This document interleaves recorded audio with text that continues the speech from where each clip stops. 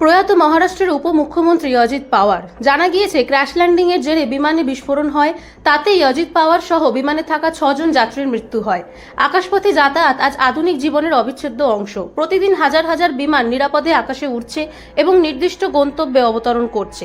তবে এই নিরাপত্তার আবরণের আড়ালেই লুকিয়ে রয়েছে কিছু চরম পরিস্থিতি, যার মধ্যে অন্যতম হলো ক্র্যাশ ল্যান্ডিং। শব্দটি শুনলেই আতঙ্ক তৈরি হয়, কারণ এটি স্বাভাবিক অবতরণ নয়, বরং একেবারে জরুরি ও ঝুঁকিপূর্ণ পরিস্থিতিতে নেওয়া একটি সিদ্ধান্ত।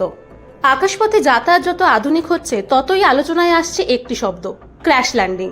ক্র্যাশ ল্যান্ডিং মানে স্বাভাবিক অবতরণ নয়, যান্ত্রিক ত্রুটি, ইঞ্জিন বিকল, খারাপ আবহাওয়া কিংবা হঠাৎ বিপদের কারণে পাইলটকে জরুরি অবস্থায় বিমান নামাতে হয়।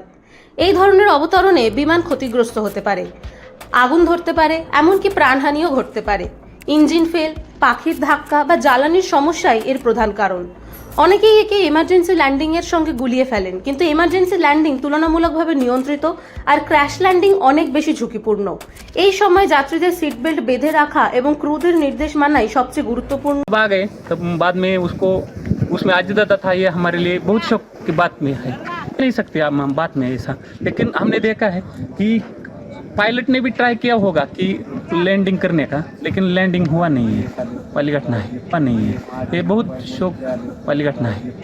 हमने देखा पूरा एक नीचे आ रहा था, ट्रैप पे आ रहा था, ट्रैप के नज़दीक एक 100 फुट से नज़दीक आके गिर गया है।